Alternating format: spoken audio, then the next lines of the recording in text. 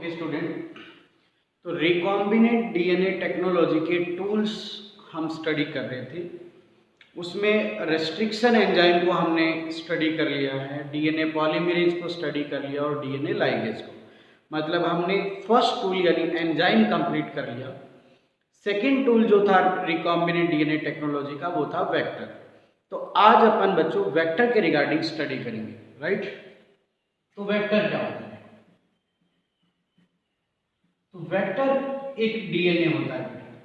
क्या होता है? एक डीएनए। इसे अपन कैरियर डीएनए भी बोलते हैं, इसे अपन व्हीकल डीएनए भी बोलते हैं और इसे जीन टैक्सी भी कहा जाता है बच्चों, राइट। अब ये क्यों बोला जाता है? आपने रिकॉम्बिनेंट डीएनए टेक्नोलॉजी का इंट्रोडक्शन तो पढ़ा है ना, उसमें मैंने वेक्टर आपको अच्छे से बताया था कि वेक्टर का क्या रोल होता है। देखो, ये जो एलियन जीन है या जो डिजायर जीन है, वेक्टर क्या करता है? वेक्टर इसको अपने साथ इंटीग्रेट करवाता है। पहला काम क्या है कि ये इसे अपने साथ इसका इंटीग्रेशन कराएगा, यानी अपने साथ इसे जोड़ेगा।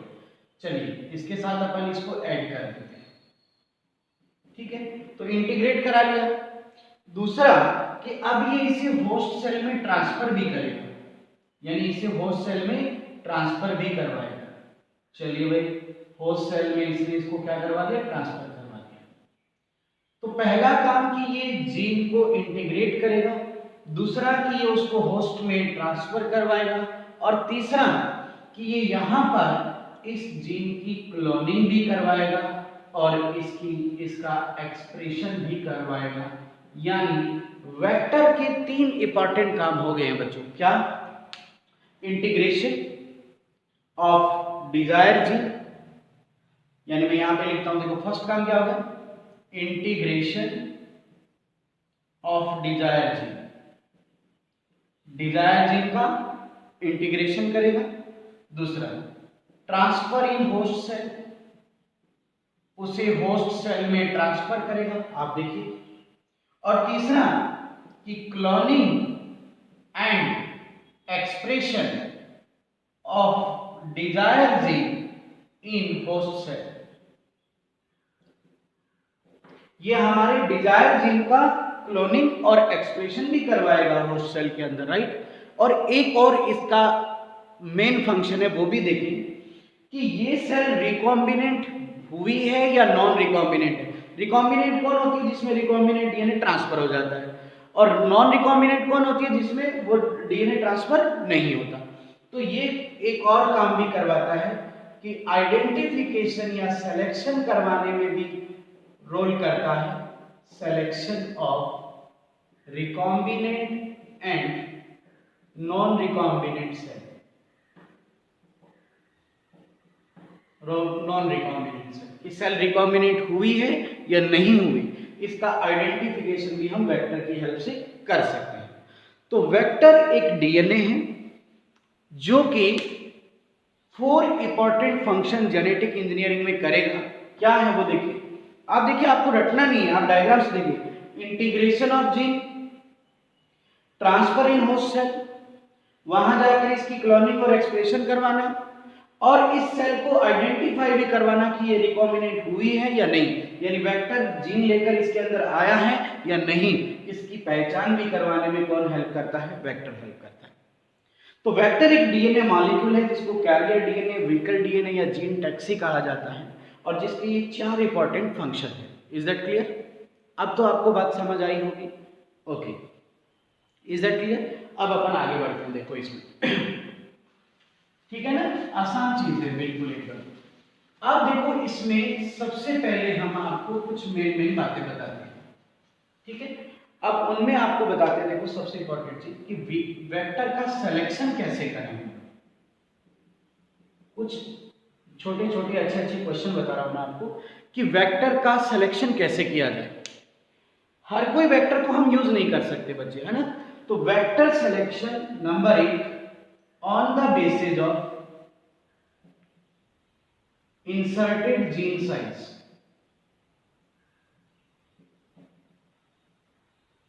ध्यान से समझिएगा, ये जो जीन है जिसको हमें इंसर्ट करना है, ये जीन हमें इसके अंदर क्या करना है, इंसर्ट करना है, तो वेक्टर का सिलेक्शन हमें इसके साइज के बेस पर भी करना होगा कि ये वेक्टर हमारे इस जीन को कैरी कर सकता है कि नहीं, अपने साथ इंसर्ट करवा सकता है या नहीं, तो ये भी देखना होगा। वही बात है बच्चों, मैं फिर वही एग्जांपल दूंगा कि आपके पास मान लो कि 60 पैसेंजर है और आप एक ऑटो लेते हैं 3 व्हीलर, तो क्या ये न्यायपूर्ण बात है? आप बताइए, नहीं ना, क्योंकि आपने पैसेंजर्स के अकॉर्डिंग व्हीकल का सिलेक्शन नहीं किया। तो 60 पैसेंजर है तो उसके लिए आपको बड़ा बस करना पड़ेगा या बड़ा व्हीकल करना पड़ेगा, है ना। तो वही बात हुई है बच्चों कि वेक्टर का सिलेक्शन जीन के साइज के बेस पर किया जाता है कि आपको कितना जीन इंसर्ट करना है, राइट। तो इसके ऊपर भी मैं आपको चलो बताता हूं कुछ बातें। जैसे कि सपोज आप प्लाज्मिड ले रहे हैं, plasmid is an example of vector, है ना। तो प्लाज्मिड जो है वो 5 से 10 के बीच डीएनए को इंसर्ट करता है, इतना डीएनए इंसर्ट किया जा सकता है इसके अंदर। लेकिन अगर आपको 10 केबी से ज्यादा का डीएनए इंसर्ट करना है तो आप फिर बैक्टीरियोफेज डीएनए को यूज करेंगे, बैक्टीरियोफेज डीएनए को एज ए वेक्टर यूज करेंगे। तो उसमें एग्जांपल है लैम्डा डीएनए या M13 डीएनए, ठीक है ना, ये जो है आप यूज करेंगे। और इनमें आप जो है अप टू 23 केबी तक का डीएनए इंसर्ट कर सकते हैं, इतना डीएनए इंसर्ट किया जा सकता है। यानी अब 10 केबी से ऊपर का है तो फिर आपको बैक्टीरियोफेज का डीएनए लेना पड़ेगा, और इससे भी अगर बड़ा डीएनए आपको इंसर्ट करना है तो फिर आप आर्टिफिशियल या जो आपके रिकॉम्बिनेंट वेक्टर है जैसे फेजविड वेक्टर आप यूज कर सकते हैं, जिसमें लगभग 23 से 40 केबी तक का डीएनए इंसर्ट किया जा सकता है। इससे भी बड़ा आपको डीएनए इंसर्ट करना है तो आप कोस्मिड ले सकते हैं, जिसके अंदर 45 केबी का डीएनए इंसर्ट किया जा सकता है, ठीक है ना। इससे भी बड़ा डीएनए अगर आपको इंसर्ट करना है तो आप artificial chromosome as a vector use कर सकते हैं, लाइक बैक क्या है, bacterial artificial chromosome, artificial chromosome. इसमें लगभग 300 से 350 केबी का डीएनए इंसर्ट किया जा सकता है, राइट। इससे भी बड़ा डीएनए आपको इंसर्ट करना है तो फिर आप ले सकते हैं यीस्ट आर्टिफिशियल क्रोमोसोम, ये ले सकते हैं आप, ठीक है।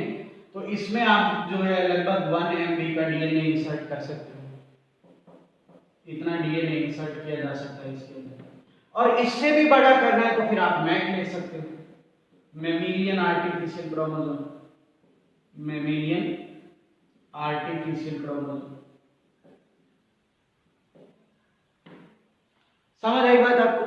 तो vector selection on the basis of gene size, इस बात को समझिएगा। अगर आपको 5 से 10 केबी का डीएनए तो आप प्लाज्मिड ले सकते हैं, इससे बड़ा डीएनए इंसर्ट करना है तो बैक्टीरियोफेज का डीएनए लीजिए अप टू 23 केबी, और इससे बड़ा डीएनए अगर आपको इंसर्ट करना है तो आप फेजविड लीजिए, है ना।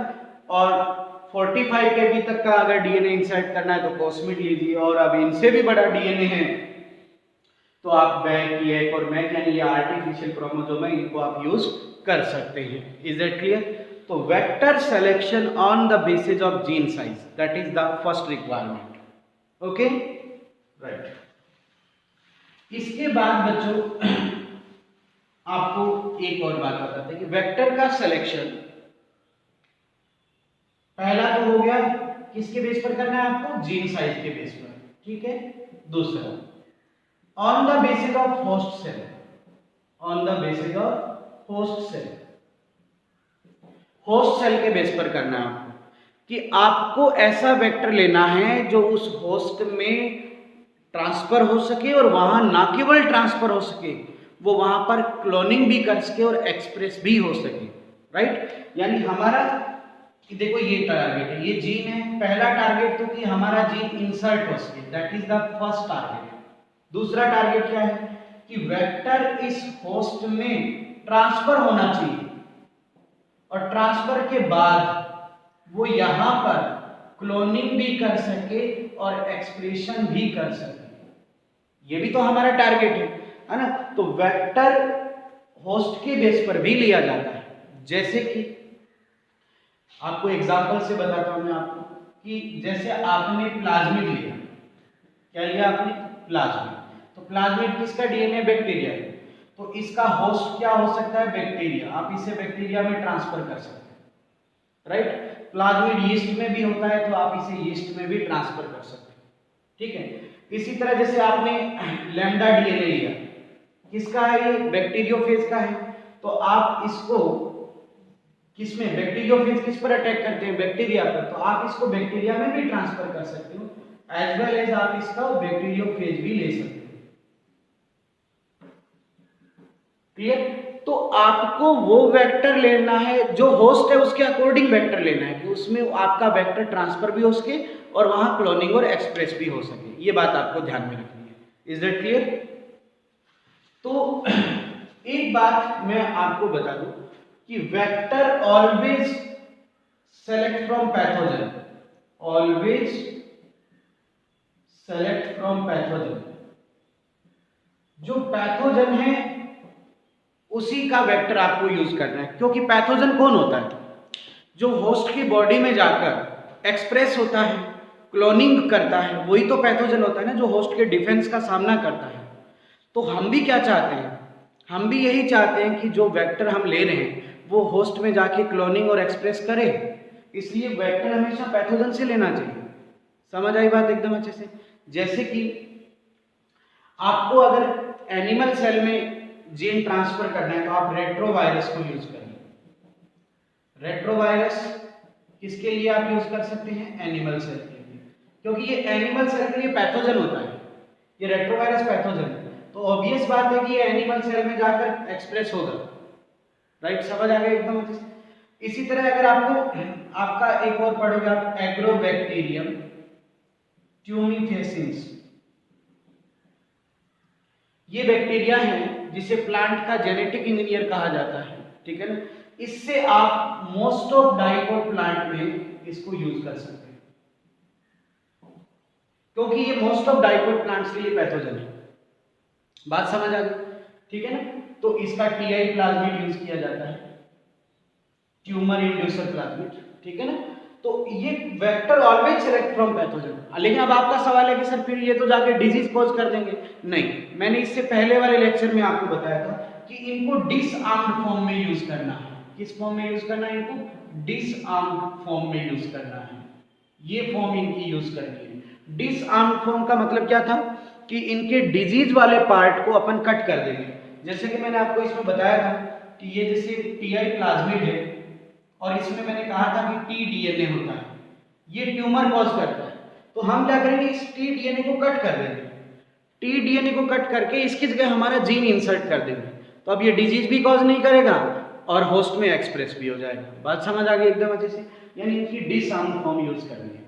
तो vector selection on the basis of gene size and on the basis of host size. और ओके, और तीसरा कि हम वेक्टर का सिलेक्शन ये सोच के भी करना है हमें कि हमारा टारगेट क्या है, हमें क्लोनिंग करवानी है या हमें एक्सप्रेशन करवाना है ना। तो आप ये भी देखेंगे कि दो तरह के वेक्टर होते हैं, क्लोनिंग एंड एक्सप्रेशन वेक्टर। जो क्लोनिंग वेक्टर होता है वो ओनली क्लोनिंग करवाएगा, यानी केवल मल्टीप्लिकेशन करवाएगा जीन का। अगर आपको केवल क्लोनिंग करानी है तो आप इसे यूज कर सकते हैं। इसको ज्यादातर जीनोमिक लाइब्रेरी बनाने में यूज किया जाता है। अगर हमें जीनोमिक लाइब्रेरी बनानी है, जीन की लाइब्रेरी बनानी है, जीन को मल्टीप्लाई करना है, तो आप क्लोनिंग वेक्टर यूज करें, क्योंकि ये केवल क्लोनिंग करवाएगा। और एक्सप्रेशन वेक्टर वो होते हैं जो क्लोनिंग के साथ साथ एक्सप्रेशन भी करवाएंगे जीन का। अगर हमें हमारे जीन का प्रोडक्ट बनाना है, हम चाहते हैं कि हमारा जीन होस्ट में जाकर प्रोडक्ट बनाए, हम चाहते हैं हमारा जीन होस्ट में जाकर एक्सप्रेस हो, तो हमें एक्सप्रेशन वेक्टर लेना पड़ेगा। एक्सप्रेशन का मतलब है कि वो ट्रांसक्रिप्शन भी करवाएगा, ट्रांसलेशन भी करवाएगा, यानी प्रोटीन बनवाएगा, राइट। समझ आया? अगर हम चाहते हैं कि ये जीन होस्ट सेल में जाके अपना प्रोडक्ट बनाए, हम चाहते हैं कि प्रोडक्ट बनाए, प्रोडक्ट बनाने का मतलब एक्सप्रेस होना, तो आपको एक्सप्रेशन वेक्टर लेना पड़ेगा। और अगर हम चाहते हैं कि ये केवल इसकी क्लोनिंग हो, केवल इसकी कॉपी नंबर बढ़े, तो हम आप केवल अगर कॉपी नंबर बढ़ाना है तो आप क्लोनिंग वेक्टर यूज करें, ठीक है ना। तो ये हमारा को डिसाइड करना पड़ेगा कि हमारा पर्पस क्या है ना। तो vector selection on the basis of gene size, on the basis of host cell and on the basis of cloning and expression. Okay, there are two kind of vector, cloning vector and expression vector. Is that clear? समझ आया होगा आपको अच्छे से? ठीक है, तो यहाँ तक ये आपका वेक्टर का इंट्रोडक्शन हुआ है कि वेक्टर को सेलेक्ट कैसे किया जाए और वेक्टर क्या होता है। तो वेक्टर के 4 इंपॉर्टेंट काम है। वेक्टर एक ऐसा कैरियर डीएनए है जो कि हमारे डीएनए को इंटीग्रेट कर सकता है, हमारे डीएनए को होस्ट सेल में ट्रांसफर करवा सकता है और वहां जाकर उसकी क्लोनिंग और एक्सप्रेशन करवा सकता है, और हमें ये भी आइडेंटिफाई करवा सकता है कि सेल रिकॉम्बिनेंट है या नॉन रिकॉम्बिनेंट है। Is that clear? चलिए, इसके बाद बच्चों हम बात करते हैं वेक्टर की प्रॉपर्टीज की, या वेक्टर के कैरेक्टर या प्रॉपर्टीज, राइट। तो वेक्टर की क्या क्या प्रॉपर्टीज होती है उसके बारे में अपन बात करते हैं। नंबर 1, ओरिजिन साइट, इसे ORI भी बोलते हैं। अब देखो बच्चों, वेक्टर वो होता है जिसमें सेल्फ ओरिजिन साइट होती है, अपनी खुद की ओरिजिन साइट होती है, राइट। अब ओरिजिन साइट का मतलब क्या होता है? ओरिजिन साइट का मतलब है कि ये अपना कॉपी नंबर कंट्रोल कर सकता है, कंट्रोल कॉपी नंबर, राइट। ये अपना रेप्लिकेशन, ये अपनी क्लोनिंग, ये अपना एक्सप्रेशन सब सेल्फ करेगा। यानी ओरिजिन साइट जिसके पास है वो ऑटोनॉमस क्लोनिंग करेगा, ऑटोनॉमस एक्सप्रेशन करेगा, not depend on host cell, वो होस्ट सेल क्रोमोसोम पर डिपेंड नहीं है, not depend on host chromosome, वो होस्ट क्रोमोसोम पर डिपेंड नहीं होगा। समझ आ गया? इसलिए ओरिजिन साइट होना मस्ट रिक्वायरमेंट है। क्लियर हुआ एकदम अच्छे से? और वेक्टर वही होता है जिसके पास सेल्फ ओरिजिन साइट है। Is that clear? Origin site का मतलब autonomous cloning, autonomous expression, not depend on host chromosome, वो होस्ट क्रोमोसोम के ऊपर डिपेंड नहीं होगा। मेरा अगर आपने पहला लेक्चर सुना है जेनेटिक इंजीनियरिंग का, तो उसमें मैंने यही बताया था कि अगर हम डायरेक्ट जीन ट्रांसफर करते हैं तो उसमें हमारी रिस्क है। डायरेक्ट जीन ट्रांसफर, मैं आज फिर रिवाइज कर रहा हूँ वो बात कि अगर हमने जीन को डायरेक्ट ट्रांसफर कर दिया, इसको अगर हम डायरेक्ट ट्रांसफर कर रहे हैं विदाउट यूजिंग वेक्टर, तो एक ये जीन हमारा यहाँ पर क्लोनिंग करेगा या नहीं करेगा, एक्सप्रेशन करेगा या नहीं करेगा, वो डिपेंड करेगा कि वो होस्ट की ओरिजिन साइट के साथ जुड़े। अगर ये होस्ट की ओरिजिन के साथ इंटीग्रेट हुआ तो ही ये क्लोनिंग करेगा, अदरवाइज नहीं करेगा, क्योंकि इसके पास ओरिजिन साइट नहीं है। तो ये रिस्क हो गई ना कि अगर ये इंटीग्रेट हुआ तो ही एक्सप्रेस होगा, अगर इंटीग्रेट नहीं हुआ तो एक्सप्रेस नहीं होगा। ये मैंने मेरे फर्स्ट लेक्चर में बताया था। तो डायरेक्ट जीन ट्रांसफर में ये एक रिस्क है। लेकिन अगर हमने वेक्टर साथ में ले लिया, अगर हमने वेक्टर ले लिया तो वेक्टर के पास तो खुद की क्या है, ओरिजिन साइट है। तो अगर हम इसको वेक्टर लेकर इसके अंदर ट्रांसफर करते हैं तो अब इसके पास सेल्फ ओरिजिन साइट है, तो अब ये इस होस्ट के ऊपर डिपेंड नहीं है, नॉट डिपेंड, इसके ऊपर डिपेंड नहीं है, क्योंकि इसकी अपनी ओरिजिन साइट है। तो ये अपने आप अपना क्या कर लेगा, कॉपी नंबर बनाएगा, है ना, और अपने अकॉर्डिंग बनाएगा। ऐसा नहीं कि होस्ट का क्रोमोसोम स्लो कर रहा है तो ये स्लो करेगा, ऐसा नहीं है। इसका खुद का ओरिजिन साइट है, तो जितना इसकी कैपेसिटी है उतना ये कॉपी नंबर अपना बनाएगा। बात समझ आ गई एकदम अच्छे से? तो ओरिजिन साइट होने की वजह से वेक्टर ऑटोनॉमस क्लोनिंग कर सकता है और ऑटोनॉमस एक्सप्रेशन कर सकता है।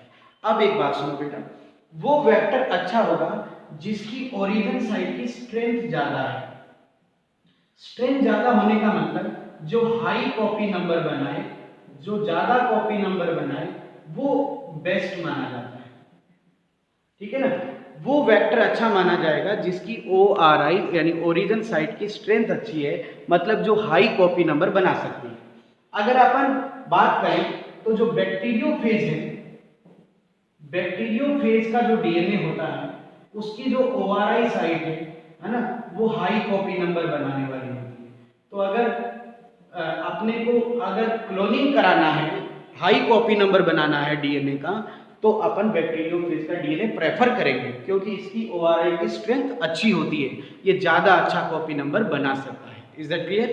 तो ये भी एक एनसीईआरटी का स्टेटमेंट है, ध्यान रखिएगा, राइट। तो पहली प्रॉपर्टी क्या है? ओरिजिन साइट होती है वेक्टर के अंदर। Is that clear?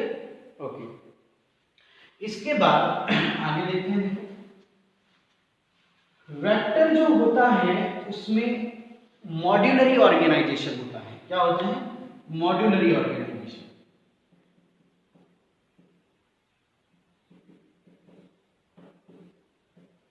अब ये मॉड्यूलरी ऑर्गेनाइजेशन क्या चीज है, ये देखो कि आपके एनसीईआरटी में पीबीआर 322 एक प्लाज्मिड का डायग्राम है, वो देखना, और वैसे भी समझिए। देखिए वेक्टर जो होता है उसके अंदर इस तरह से अलग अलग डीएनए, स्मॉल डीएनए फ्रेगमेंट होते हैं। जैसे ये डीएनए फ्रेगमेंट हो गया, ठीक है।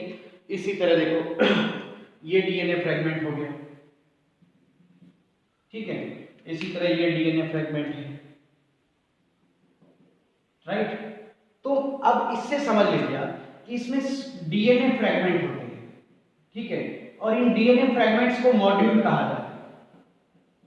और each DNA fragment having specific function, each DNA fragment having specific role, हर DNA फ्रेगमेंट का अपना रोल है, अपना फंक्शन है ना, और अपनी क्वालिटी है उसकी।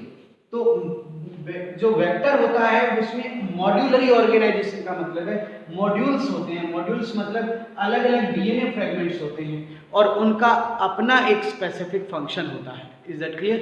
तो ये जो आपको अलग अलग पार्ट्स दिखेंगे आपको जब आप डायग्राम देखेंगे, तो उसका मतलब समझना कि वो मॉड्यूल्स हैं। मॉड्यूल्स मतलब वो डीएनए फ्रेगमेंट है और उन डीएनए फ्रेगमेंट का अपना एक स्पेसिफिक फंक्शन है, उनकी अपनी एक स्पेसिफिक प्रॉपर्टी। समझ गए एकदम अच्छे से? ये भी आपको ध्यान रखना है, ठीक है। चलिए इसके बाद देखो आगे बढ़ते हैं। वेक्टर की कितनी प्रॉपर्टी होगी? दो होगी, पहला ओरिजिन साइट और दूसरा मॉड्यूलरी ऑर्गेनाइजेशन। इसके बाद में थर्ड प्रॉपर्टी देखते हैं कि वेक्टर वो होता है जिसमें क्लोनिंग साइट होती है। Now what is cloning site? अभी बताते हैं। क्लोनिंग साइट का मतलब है बच्चों कि वो साइट, ठीक है, वो साइट जहां पर हम हमारा डीएनए इंसर्ट करने वाले हैं, जहां पर हम हमारा डीएनए इंसर्ट करने वाले हैं, ठीक है, और इस डीएनए को जहां इंसर्ट करेंगे वहीं पर तो डीएनए की क्लोनिंग होगी। तो क्लोनिंग साइट का मतलब वो साइट जहां पे डीएनए का इंसर्शन होगा, यानी जहां डीएनए इंसर्ट किया जाएगा, डीएनए जोड़ा जाएगा, उस साइट को क्लोनिंग साइट बोला जाएगा, राइट। अब देखो बेटा, अब क्लोनिंग साइट वो होगी जो रेस्ट्रिक्शन एंजाइम से काटी जा सकेगी। अरे भाई इसको काटेंगे तभी तो डीएनए जोड़ेंगे। देखिए ना प्लीज, जब इसको हम कट करेंगे, क्लोनिंग साइट वो होगी ना जिसको काटेंगे तभी तो ये डीएनए यहाँ पे जोड़ पाएंगे ना हम लोग। तो ये देखो, ये हमने डीएनए यहाँ पर जोड़ दिया है, ये हमारा डिजायर डीएनए यहां पे जोड़े हैं ना हमने, तो ये साइट क्लोनिंग साइट है। समझ गए? अब देखो इस क्लोनिंग साइट जो है वो होती है जहां जिसको रेस्ट्रिक्शन एंजाइम से ट्रीट करेंगे। तो अगर ये क्लोनिंग साइट एक रेस्ट्रिक्शन एंजाइम से ट्रीट करने वाली है, सपोज करो एक से ट्रीट करने वाली है, तो अच्छी बात है कि हमें एक ही रेस्ट्रिक्शन एंजाइम यूज करना पड़ेगा। और इस अब आपको मैंने रेस्ट्रिक्शन एंजाइम में पढ़ा था कि दोनों को सेम एंजाइम से ट्रीट करना है, तो इसके लिए भी हमें एक एंजाइम लेना पड़ेगा, इसके लिए भी एक एंजाइम लेना पड़ेगा। लेकिन अगर क्लोनिंग साइट में जैसे क्लोनिंग साइट की है मान लो, ठीक है, SAL फर्स्ट, ठीक है, EcoR फर्स्ट, ठीक है, मान लेते हैं एक बार EST फर्स्ट। अब देखो ये वो क्लोनिंग साइट हो गई जहां जिसको कट करने के लिए हमें 4 रेस्ट्रिक्शन एंजाइम की जरूरत पड़ेगी। तो ऑब्वियस बात है कि वही 4 रेस्ट्रिक्शन एंजाइम इसमें यूज करने पड़ेंगे। तो ये एक बहुत ही कॉम्प्लिकेटेड प्रोसेस हो जाएगी और इसे जेनेटिक इंजीनियरिंग में आइडियल नहीं माना जाता। तो क्लोनिंग साइट कितनी होनी चाहिए बेटा? क्लोनिंग साइट कम से कम एक रेस्ट्रिक्शन साइट वाली होनी चाहिए, वो आइडियल है, ये आइडियल है। लेकिन अगर एक से ज्यादा रेस्ट्रिक्शन साइट है, ये रेस्ट्रिक्शन साइट ही तो होगी ना जिनको रेस्ट्रिक्शन एंजाइम काटता है, तो यानी अगर more than one restriction site अगर यहां पर है, सो नॉट आइडियल, ये आइडियल नहीं माना जाएगा, ये आइडियल प्रॉपर्टी नहीं है। तो क्लोनिंग साइट हमेशा एक ही होनी चाहिए, क्लोनिंग साइट हमेशा एक होनी चाहिए, और इससे ज्यादा है तो वो आइडियल नहीं कंसीडर होगी, ये बात आपको ध्यान में रखना है।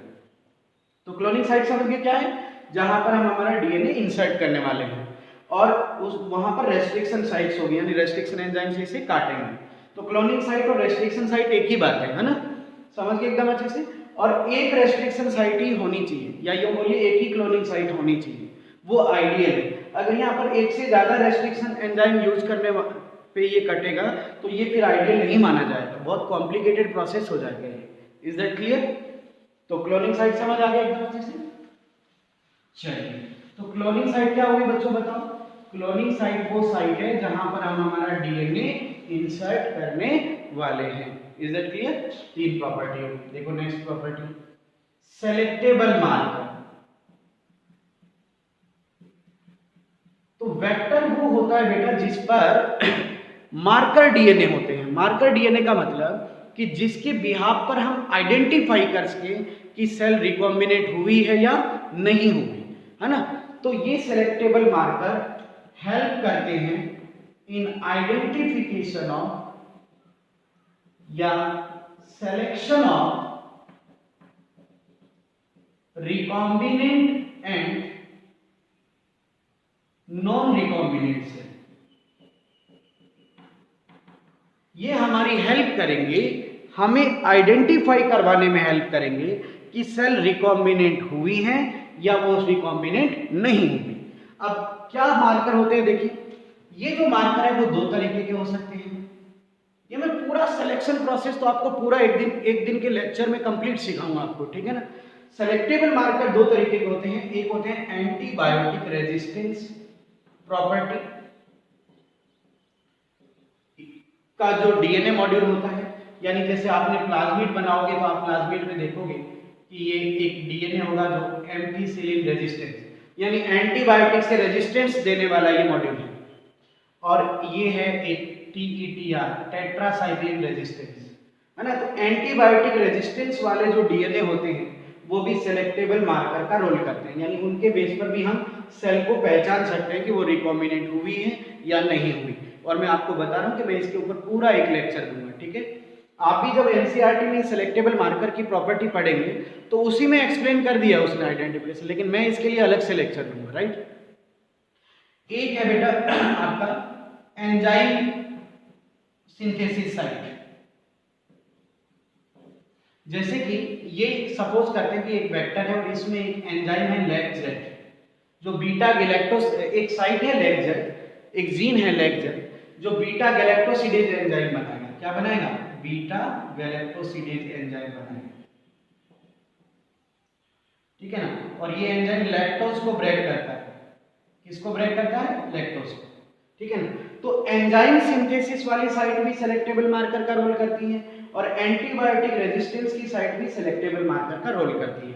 मतलब इन्हीं डीएनए की प्रॉपर्टी के आधार पर हम आइडेंटिफाई कर पाएंगे रिकॉम्बिनेंट और नॉन रिकॉम्बिनेंट सेल को। समझ गए एकदम अच्छे से? सेलेक्टेबल मार्कर की ये मॉड्यूल है जिनके बेस पर हम ये करेंगे। Is that clear? इनमें से जो बेस्ट या आइडियल माना जाता है, जो मार्कर आइडियल माना जाएगा वो कौन सा माना जाएगा? एंजाइम सिंथेसिस वाला। और जो एंटीबायोटिक रेजिस्टेंस वाला ये बहुत ही कम्बरसम प्रोसेस हो जाती है। कम्बरसम प्रोसेस का मतलब कि बहुत ही जटिल प्रोसेस हो जाती है, कॉम्प्लेक्स प्रोसेस हो जाती है ना। इसके बेस पर आइडेंटिफिकेशन तो हो जाएगा लेकिन ये बहुत ज़्यादा टाइम कंज्यूमिंग और बहुत ज़्यादा कॉम्प्लिकेटेड हो जाता है, इसलिए बेस्ट माना जाता है एंजाइम सिंथेसिस मार्कर को बेस्ट माना जाता है। Is that clear? तो सेलेक्टेबल मार्कर समझ आ गए, वो डीएनए ही होते हैं वेक्टर के जिनके बेस पर हम आइडेंटिफाई कर पाएंगे रिकॉम्बिनेंट और नॉन रिकॉम्बिनेंट सेल को, राइट। अब हालांकि इस पर मैं पूरा एक अच्छे से आपको कंप्लीट लेक्चर केवल इसी मार्कर के ऊपर दूंगा, लेकिन उसका जब समय आएगा तब, ठीक है। लेकिन उससे पहले मैं आपको एक बात और बता दूं कि सिलेक्शन जो है of recombinant cell and non recombinant cell ठीक है ना। इनका जो प्रिंसिपल है, किस प्रिंसिपल पर सिलेक्शन किया जाता है, तो वो है बेटा इंसिरेशनल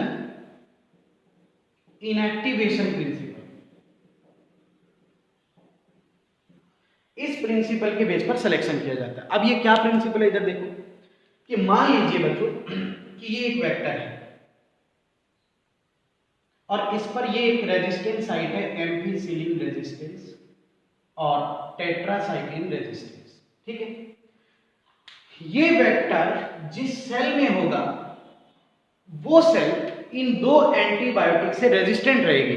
मतलब ये दो एंटीबायोटिक इस सेल पर कोई इफेक्ट नहीं डाल पाएगी। मान लो कि ये इकोलाई सेल है और इसमें एक ऐसा वेक्टर है जिसमें दो रेजिस्टेंस वाला प्लाज्मिड है। एक एंटीबायोटिक कौन सी है, एम्पीसिलिन, और दूसरी कौन सी है, टेट्रासाइक्लिन। ठीक है, ये दो एंटीबायोटिक से रेजिस्टेंट है। ये सेल क्यों रेजिस्टेंट है, इन पर कोई भी ये दोनों एंटीबायोटिक इफेक्ट नहीं डालेंगे। क्यों नहीं डालेंगे, क्योंकि इनमें रेजिस्टेंट का प्लाज्मिड है वो। अच्छा, एक नॉर्मल इकोलाई सेल, ये नॉर्मल इकोलाई सेल, ये नॉर्मल सेल, ये नॉर्मल इकोलाई सेल जिसमें रेजिस्टेंट वाला प्लाज्मिड नहीं है, तो क्या ये एंटीबायोटिक से रेजिस्टेंस है, नो, नो रेजिस्टेंस, इसमें कोई रेजिस्टेंस नहीं है।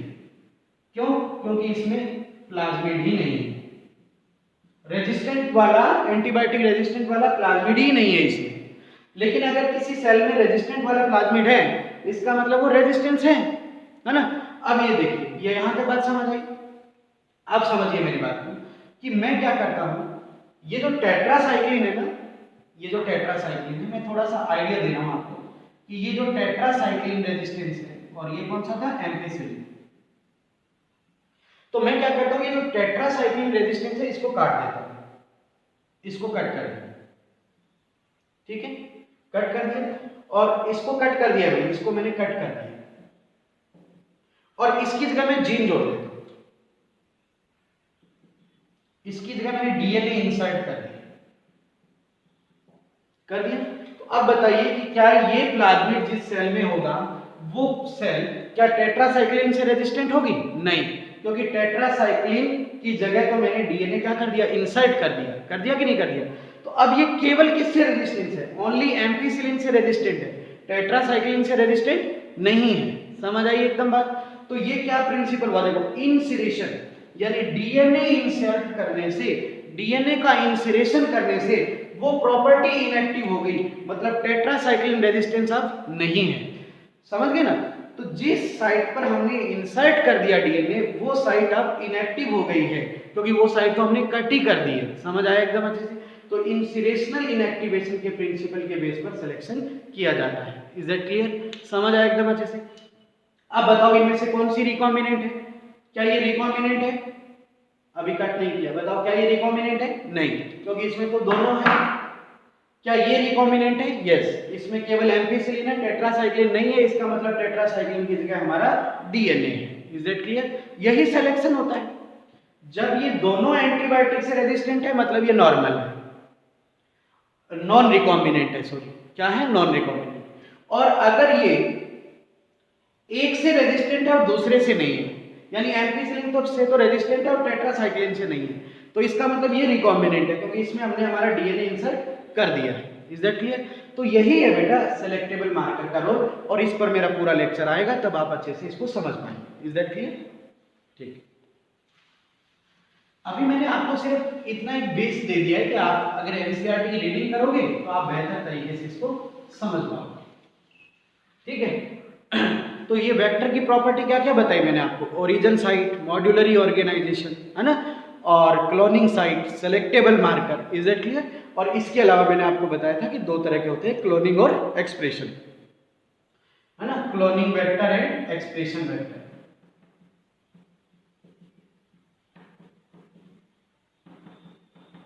ठीक है, क्लोनिंग वेक्टर जो केवल क्लोनिंग करेंगे, एक्सप्रेशन वेक्टर जो क्लोनिंग के साथ साथ एक्सप्रेशन भी करेंगे। ठीक है, और क्लोनिंग वेक्टर क्या करेंगे, ओनली क्लोनिंग करेंगे। तो ये मैं आपको प्रीवियसली बता चुका हूं। ठीक है ना। तो ये हमारी वेक्टर की प्रॉपर्टी हो गई। इज दैट क्लियर, समझ गए। चलिए, वेक्टर की प्रॉपर्टी के बाद अब अपन बात करते हैं बेटा कि टाइप्स ऑफ वेक्टर की बात करते हैं। क्या करेंगे अपन? टाइप्स ऑफ वेक्टर पढ़ेंगे, वेक्टर के टाइप्स पढ़ेंगे। तो बेटा मैंने आज आपको बताया था कि वेक्टर बहुत टाइप के हैं।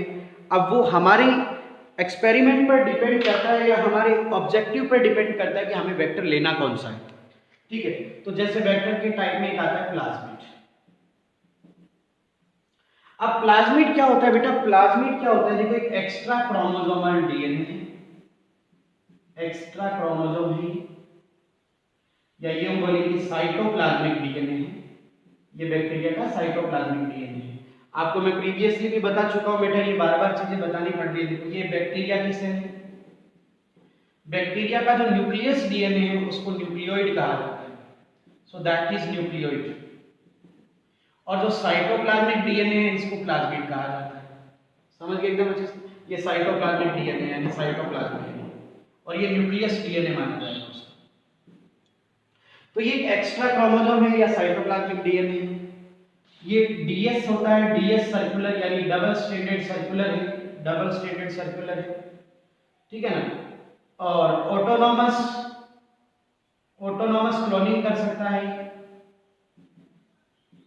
एक्सप्रेशन कर सकता है ऑटोनॉमस, क्योंकि इस पर अपनी ओरिजिन साइट है, ठीक है ना। तो दैट इज प्लाज्मिड, है ना। तो और प्लाज्मिड और बढ़िया भी माने जाते हैं जेनेटिक इंजीनियरिंग में, क्योंकि स्मॉल साइज डीएनए होता है, और small size DNA genetic engineering में और अच्छा माना जाता है as a vector. Is it clear?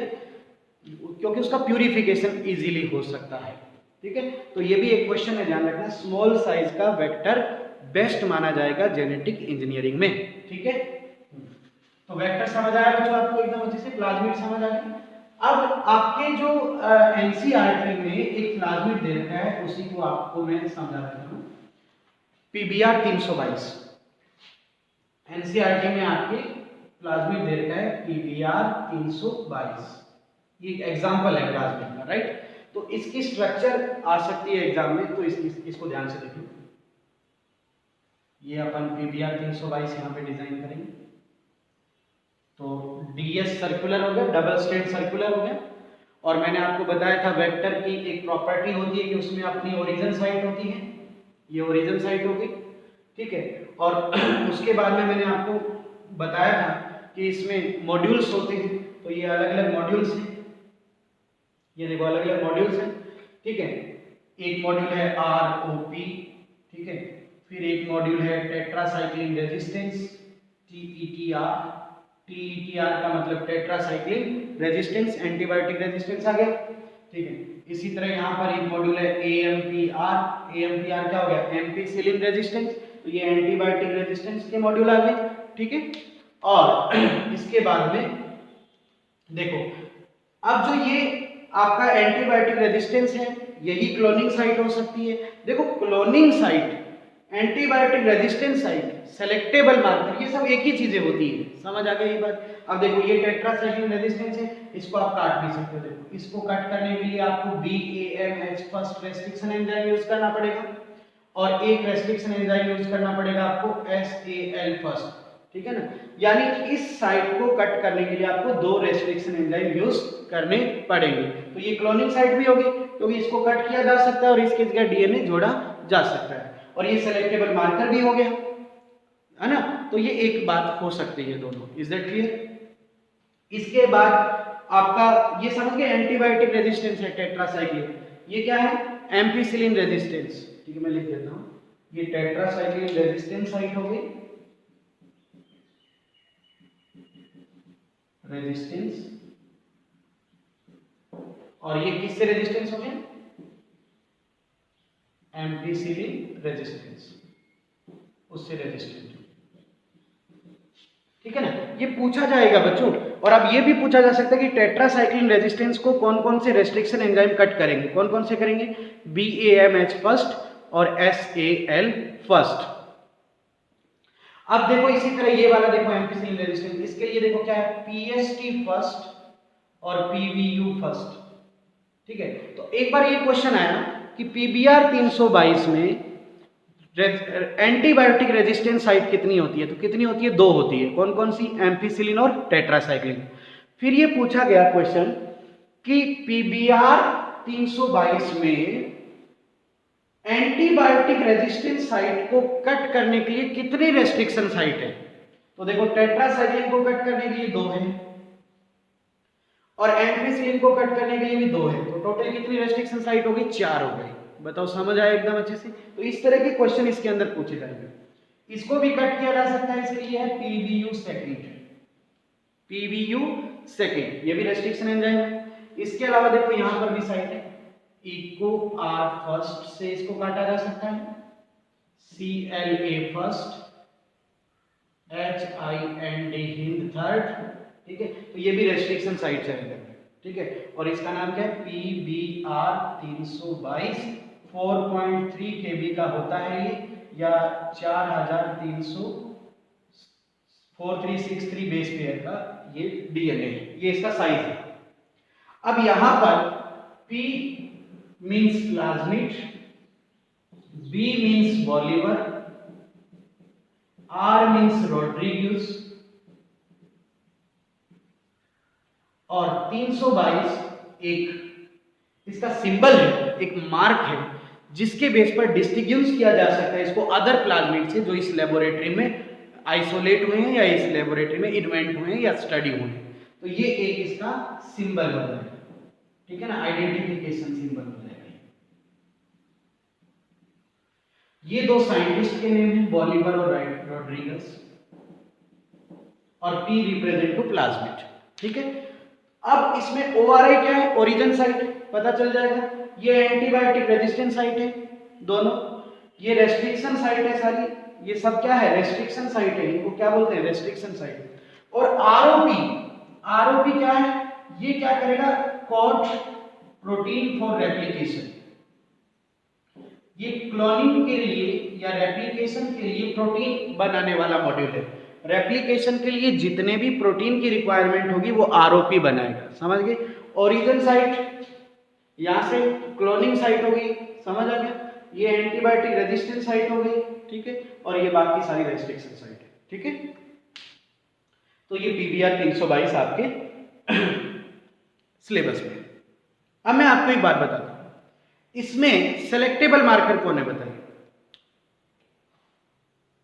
टीईटीआर, एएमटीआर।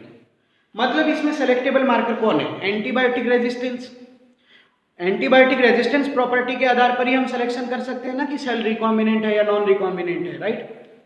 और अभी मैंने आपको बताया था कि एंटीबायोटिक रेजिस्टेंस की प्रॉपर्टी एक बहुत ही कम्बरसम प्रोसेस है, बहुत ही कॉम्प्लेक्स प्रोसेस है ना। तो इसको कम यूज किया जाता है, इसीलिए पीबीआर 322 का मॉडिफिकेशन भी आपको मैं बताता हूं। पीबीआर 322 को मॉडिफाई किया गया और इसका जो मॉडिफाइड फॉर्म है, ठीक है ना, इसकी जो मॉडिफाइड फॉर्म है वो है PUC8।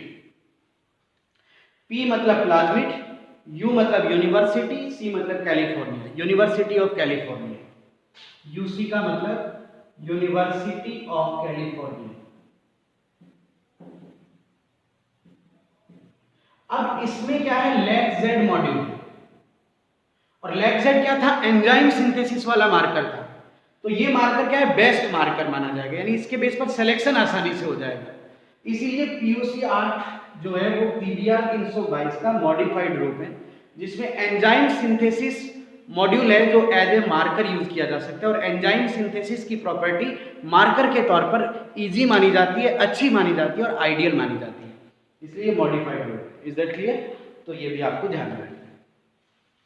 कोई डाउट भाई? तो ये आपका हुआ प्लाज्मिड। प्लाज्मिड किस किस से ऑब्टेन किया जा सकता है? प्लाज्मिड ऑब्टेन किया जा सकता है किससे? शाबाश, बताइए ना। प्लाज्मिड किससे ऑब्टेन किया जा सकता है? बैक्टीरिया और यीस्ट से। प्लाज्मिड किससे ऑब्टेन किया जाएगा? बैक्टीरिया और यीस्ट से, ठीक है। और प्लाज्मिड में कितना डीएनए इंसर्ट कर सकते हैं? 5 to 10 केबी का डीएनए इंसर्ट किया जा सकता है, ठीक है। ये बात है।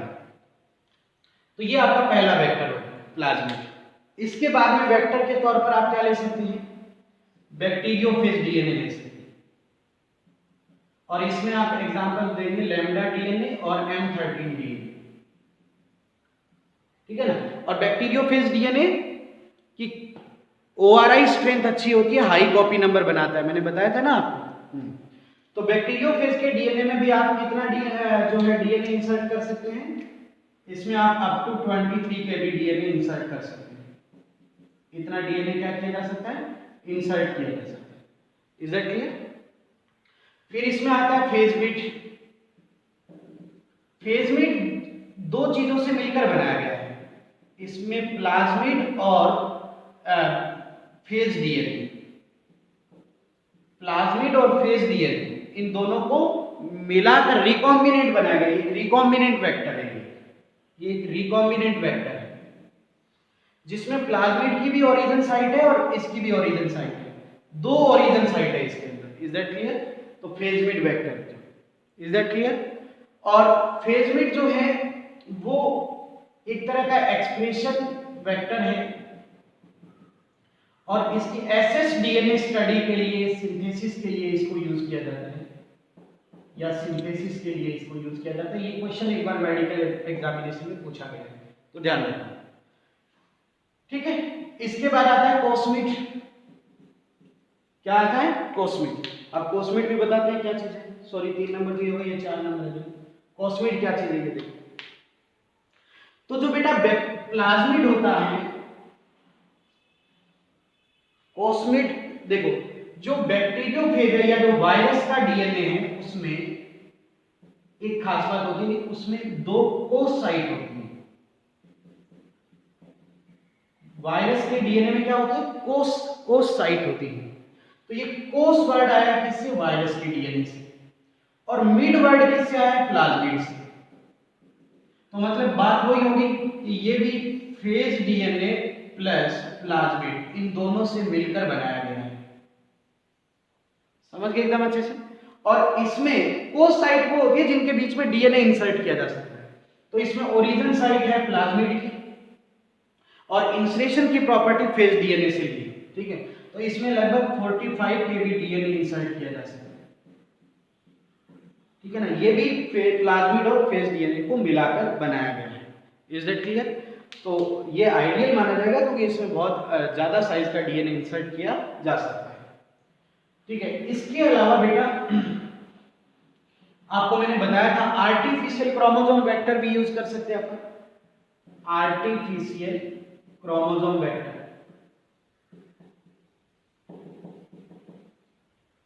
ठीक है। अब इसमें अपन बैक्टीरिया का क्रोमोसोम यूज कर सकते हैं, bacterial artificial chromosome, yeast artificial chromosome और मैमेलियन आर्टिफिशियल क्रोमोसोम, राइट। अब इसमें 300 से 350 kb का डीएनए इंसर्ट किया जा सकता है, बताया था अभी मैंने थोड़ी देर पहले। इसमें 1 MB का डीएनए इंसर्ट कर सकते हैं, ठीक है। और इसमें मोर देन 1 MB वो रिक्वायरमेंट के बेस पर डिपेंड करता है। और ये आपने 6th चैप्टर में भी पढ़ा होगा कि बैक और येक को ह्यूमन जीनोम प्रोजेक्ट के अंदर यूज किया गया था। किसमें यूज किया गया था? ह्यूमन जीनोम प्रोजेक्ट में जीनोम सीक्वेंसिंग के लिए इसको यूज किया गया था। जीनोम की सीक्वेंसिंग में इनको यूज किया गया था, बैक और येक। Is that clear? अब बैक का होस्ट कौन होगा? इसको किस में ट्रांसफर करेंगे? बैक्टीरिया में। और येक का होस्ट कौन होगा? यीस्ट आर्टिफिशियल क्रोमोसोम है तो इसका होस्ट कौन होगा? यीस्ट होगा। बात क्लियर हुआ? तो आर्टिफिशियल वेक्टर भी यूज कर सकते हैं, ठीक है। समझ गए हम? Bacterial artificial chromosome, yeast artificial chromosome, mammalian artificial chromosome, ठीक है। अगर बहुत लार्ज साइज का डीएनए इंसर्ट करना है तब अपन इनको यूज करेंगे, ठीक है। और इसके बाद में आता है आपके बच्चे सटल वेक्टर। ये थोड़ा और देखिए, इसका भी 1-2 बार क्वेश्चन पूछा गया है। Subtle vector, subtle vector specially design किए गए हैं। ये वेक्टर एक साथ प्रोकैरियोटिक सेल और यूकैरियोटिक सेल दोनों में के लिए यूज हो सकता है। बहुत सेल में ये क्लोनिंग भी कर सकते हैं और एक्सप्रेशन भी कर सकते हैं। ठीक है ना। प्रोकैरियोटिक सेल और यूकैरियोटिक सेल दोनों में इनको यूज किया जा सकता है, दोनों सेल में क्लोनिंग एक्सप्रेशन करने के लिए इनमें ओरिजिन साइट है, ठीक है ना। तो ये subtle vector specially design vector है जो प्रोकैरियोटिक सेल और यूकैरियोटिक सेल दोनों में क्लोनिंग और एक्सप्रेशन कर सकते हैं। तो इसका एक आपको मिलेगा example YEP, yeast episomal plasmid, yeast episomal plasmid, right, ठीक है। ये सटल वेक्टर का ही एग्जांपल है। तो इसको अपन एक साथ दोनों सेल में क्लोनिंग भी करवा सकते हैं और एक्सप्रेस भी करा सकते हैं, प्रोकैरियोटिक में भी और यूकैरियोट्स में भी। So these are the types of vector. Is that clear? समझ आया आपको चीजें? और अब जो बच्चों हमारा जो वेक्टर के अंदर पार्ट होगा वो होगा वेक्टर का यूज सिलेक्शन में और आइडेंटिफिकेशन में, उसका मैं आपको अलग से लेक्चर दूंगा। Thank you very much.